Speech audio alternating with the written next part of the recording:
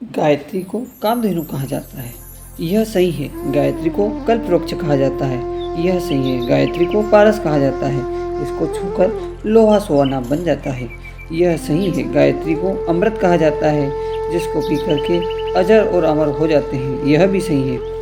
यह सब कुछ सही उसी हाल में है जबकि गायत्री रूपी कामधेनु को चारा भी खिलाया जाए, पानी भी पिलाया जाए और उसकी रखवाली भी की जाए। गाय को चारा आप खिलाए नहीं और दूध पीना चाहते हैं तो यह कैसे संभव है? पानी पिलाए नहीं, ठंड से उसको बचाव नहीं करे तो कैसे संभव होगा? गाय दूध देती है, यह सही है, लेकिन साथ साथ यह भी सही है कि इसको परिपुष्ट करने के लिए, दूध पाने के लिए उन तीनों चीज़ों की जरूरत है जो कि मैंने अभी आपसे निवेदन किया। यह विज्ञान पक्ष की बात हुई। अब ज्ञान पक्ष की बात यह है, यह मेरा 70वां अनुभव है कि गायत्री के 3 पाद 3 चरण में 3 शिक्षाएं भरी हैं और यह तीनों शिक्षाएं ऐसी है कि अगर उन्हें मनुष्य अपने व्यक्तित्व जीवन में समाविष्ट कर सके तो धर्म और अध्यात्म का सारा रहस्य तत्व ज्ञान का सबसे जीवन में समाविष्ट होना संभव है। 3 पक्ष त्रिपदा गायत्री है। पहला है आस्तिकता, दूसरा आध्यात्मिकता, तीसरा धार्मिकता। इन तीनों को मिला करके त्रिवेणी संगम बन जाता है। ये क्या है तीनों? पहला है आस्तिकता। आस्तिकता का अर्थ है ईश्वर का विश्वास। भजन पूजन तो कई आदमी कर लेते हैं, पर ईश्वर विश्वास का अर्थ यह है कि सर्वत्र जो भगवान समाया हुआ है उसके संबंध में यह दृष्टि रखें कि उसका न्याय का पक्ष, कर्म का फल देने वाला पक्ष इतना समर्थ है कि उसका कोई बीज बचाव नहीं हो सकता। भगवान सर्वव्यापी है, सर्वत्र है, सबको देखता है। अगर यह विश्वास हमारे भीतर हो तो हमारे लिए पाप कर्म करना संभव नहीं होगा। हम हर जगह भगवान को देखेंगे और समझेंगे कि उसकी न्याय निष्पक्षता हमेशा अक्षुण्ण रही है। उससे हम अपने आप को और अपने आप का बचावा नहीं कर सकते। इसलिए आस्तिक का, ईश्वर विश्वासी का पहला क्रियाकलाप यह होना चाहिए कि हमको कर्म फल मिलेगा। इसके लिए हम भगवान से डरे। जो भगवान से डरता है उसको संसार में और किसी से डरने की जरूरत नहीं होती। आस्तिकता चरित्र निष्ठा और समाज निष्ठा का मूल है। आदमी इतना धूर्त है कि वह सरकार को झुठला सकता है, कानून को झुठला सकता है, लेकिन अगर ईश्वर का विश्वास उसके अंतःकरण में जमा हुआ है तो वह बराबर ध्यान रखेगा। हाथी के ऊपर अंकुश जैसे लगा रहता है, आस्तिकता का अंकुश हर आदमी को ईमानदार बनने के लिए, अच्छा बनने के लिए प्रेरणा करता है, प्रकाश देता है। ईश्वर की उपासना का अर्थ है जैसा ईश्वर महान है वैसे ही महान बनने के लिए हम कोशिश करें। हम अपने आप को भगवान से मिलाएं। यह विराट विश्व भगवान का रूप है और हम इसकी सेवा करें, सहायता करें और इस विश्व उद्यान को समुन्नत बनाने की कोशिश करें, क्योंकि हर जगह भगवान समाया हुआ है, सर्वत्र भगवान विद्यमान है। यह भावना रखने से आत्मवत सर्वभूतेषु की भावना मन में पैदा होती है। गंगा जिस तरीके से अपना समर्पण करने के लिए समुद्र की ओर चल पड़ती है, आस्तिक व्यक्ति, ईश्वर का विश्वासी व्यक्ति भी अपने आप को भगवान में समर्पित करने के लिए चल पड़ता है। इसका अर्थ यह हुआ कि भगवान की इच्छाएं मुख्य हो जाती है। व्यक्तिगत महत्वाकांक्षाएं, व्यक्तिगत कामनाएं भगवान की भक्ति समाप्त कराती है और यह सिखाती है कि ईश्वर के संदेश, ईश्वर की आज्ञाएं ही हमारे लिए सब कुछ होना चाहिए। हमें अपनी इच्छा भगवान पर थोपने की अपेक्षा भगवान की इच्छा को अपने जीवन में धारण करना चाहिए।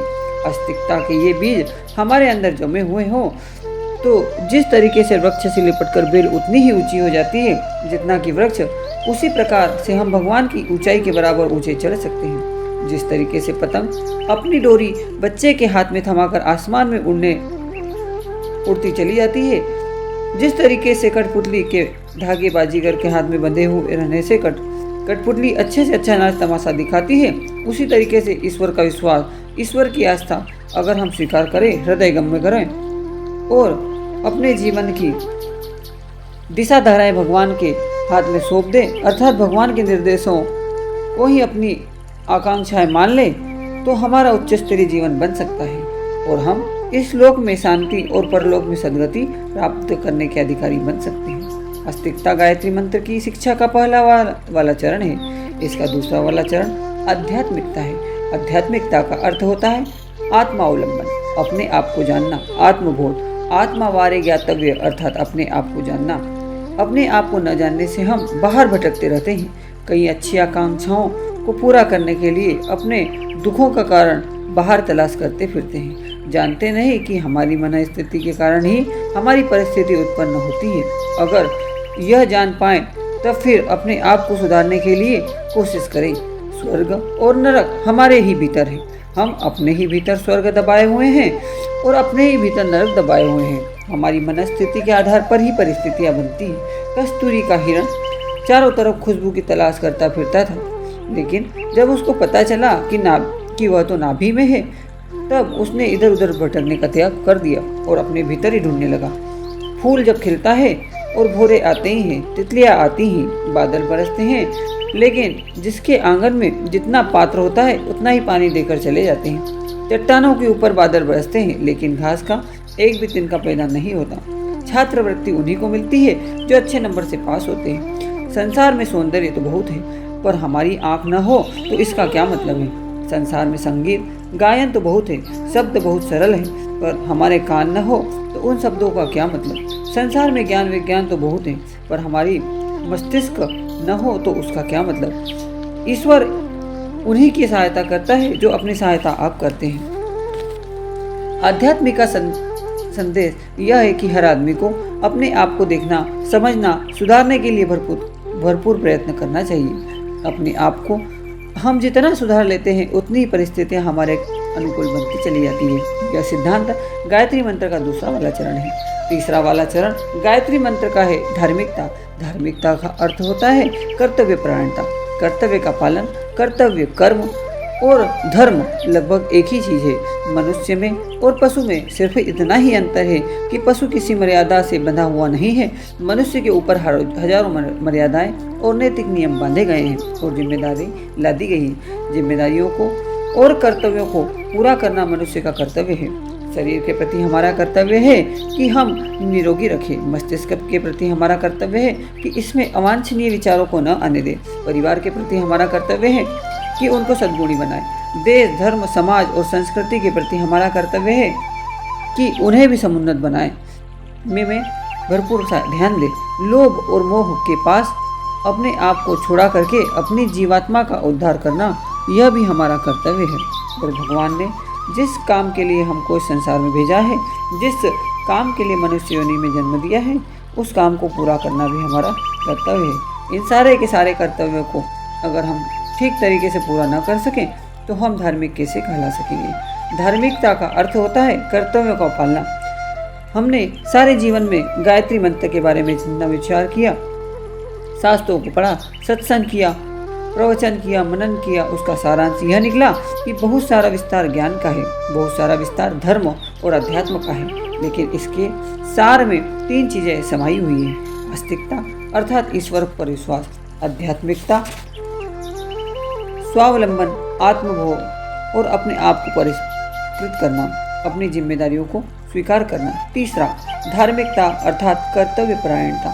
कर्तव्य परायण, स्वावलंबी और ईश्वर परायण कोई भी व्यक्ति गायत्री मंत्र का उपासक कहा जा सकता है और गायत्री मंत्र के ज्ञान पक्ष के द्वारा जो शांति और सद्गति मिलनी चाहिए उसका अधिकारी बन सकता है। हमारे जीवन में यही निष्कर्ष है। विज्ञान पक्ष में 3 धाराएं और ज्ञान पक्ष में 3 धाराएं। इसको जो कोई प्राप्त कर सकता हो गायत्री मंत्र की कृपा से निहाल बन सकता है और ऊंची से ऊंची स्थिति प्राप्त कर इसी लोक में स्वर्ग और मुक्ति का अधिकारी बन सकता है। ऐसा हमारा अनुभव है, ऐसा हमारा विचार है और ऐसा हमारा विश्वास है। ओम शांति। आस्तिकता, आध्यात्मिकता और धार्मिकता। हलवाई की दुकान पर अनेक मिठाइयाँ रखी रहती है, पर विश्लेषण करने पर उनमें से 3 वस्तुएं घुली मिली दिखाई पड़ती है। एक शक्कर, दूसरा दूध, तीसरा अन्न।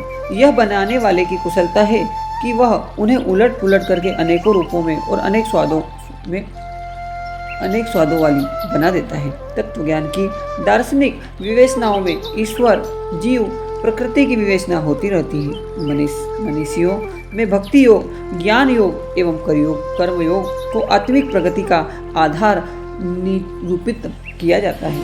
इन विभिन्न प्रतिपादन शैलियों का यदि एकीकरण किया जाए तो प्रकारांतर में उन्हीं मूल प्रतिपादनों में समा जाती हैं, जो अध्यात्म में त्रिवर्ग प्रतिपादनों के आधारभूत माने जाते हैं। तत्व ज्ञान रूपी समुद्र मंथन के इस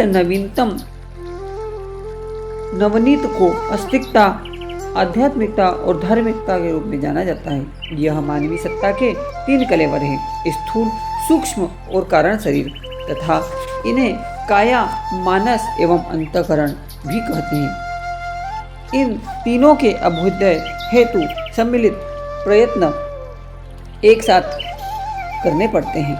वे मिले जुले रूप में विकसित होते हैं। ऐसा नहीं होता कि एक ही पूरा हो जाए, कर लेने पर दूसरे को हाथ में लिया जाए। जीवन निर्वाह के लिए अन्न, जल, वायु की उपस्थिति व्यवस्थाएं जुटानी पड़ती है। वह साथ साथ प्रयुक्त होती रहती है। यह बात आत्मिक प्रगति के त्रिविध आधारों के संबंध में भी है। आस्तिकता का अर्थ है ईश्वर विश्वास। इसे अंतराल की गहराई में जमाने के लिए भक्ति भाव का आश्रय लेना पड़ता है। यह विश्वास मनोकामना पूरी करने या प्रकट होकर दर्शन देने जैसे बचकाने बाल कौतुक के लिए नहीं, वरन सत्प्रवृत्तियों के समन्वित समुच्चय की सघन आस्थाओं के रूप में अपने लिए जाने पर संपन्न होता है। ईश्वर के प्रति समर्पण, विसर्जन, विलय का तात्पर्य है उत्कृष्टता के साथ अपने आप को सघन रूप में जोड़ लेना। कठपुतली की तरह अंतरात्म रूपी बाजीगर के इशारे पर अपने अंतरंग और बहिरंग जीवन को ढालना, अपने ज्ञान कर्म को इसी निमित्त नियोजित किए रहना। ईश्वर व्यक्ति विशेष की तरह शरीरधारी नहीं है, जिसे उपहार मनोहार द्वारा अपनी ओर आकर्षित किया जा सके, उससे मनमर्जी के क्रिया कृत्य कराए जा सके। समस्त ऋषि नियम अनुशासन के परिपालन से ही गतिशील रहकर अपना अस्तित्व बनाए हुए हैं। यह अनुशासन ईश्वर ने अपने ऊपर भी स्वेच्छापूर्वक ओढ़ा है। वह अपनी मर्जी से या भक्त की मर्जी से स्वेच्छाचार बरतने लगे तो समझना चाहिए कि बेबूझ राजा की शासन परिधि अंधेरे नगरी बने बिना रहेगी, जहाँ सर्वोच्च अराजक दृष्टिकोण होगी। धन्यवाद। हाँ, तीसरा चरण है धार्मिकता। धार्मिकता का अर्थ है कर्तव्य परायणता, नीति निष्ठा और उदार सेवा साधना के इर्द गिर्द ही धर्म की धुरी घूमती है। उसे अविच्छिन्न अंग है आत्मसंयम और परमार्थ के निमित्त बड़े चढ़े संकल्प, साहस का प्रदर्शन। उस श्रृंखलता पशु प्रवृत्ति की परिचायक है। स्वेच्छाचार कीट पतंगों को ही शोभा देता है। अपराध अनाचारों में संलग्न रहने वाले शैतान की औलाद कहे जाते हैं। मनुष्य का स्तर इससे ऊंचा है। उसकी गरिमा नीति निष्ठा और शालीनता पर टिकी हुई है। इसको कर्तव्य परायणता भी कहते हैं। जिम्मेदारियों का निर्वाह भी है। शरीर को स्वस्थ रखना, मन को संतुलित बनाना, उसे मन विकारों से बचाना, अर्थोपार्जन में ईमानदारी बरतना, मिल बांट कर खाना, हंसते हंसाते जीना, गिरतों को उठाना, ऊँटों को बढ़ाना जैसे अनेकों दायित्व निजी जीवन के साथ जुड़े हुए हैं। विशेषतया सत्प्रवृत्तियों का संवर्धन और दुष्प्रवृत्तियों का उन्मूलन, इन दोनों प्रयासों को हाथ में लेने पर निर्छीर विवेक और अनीति के साथ लड़ पड़ने की साहसिकता अपनानी पड़ती है। कर्तव्य पालन की महत्ता बताए हुए उसे प्रकारांतर से ईश्वर पूजा का ही एक स्वरूप बताया गया है। ओम शांति।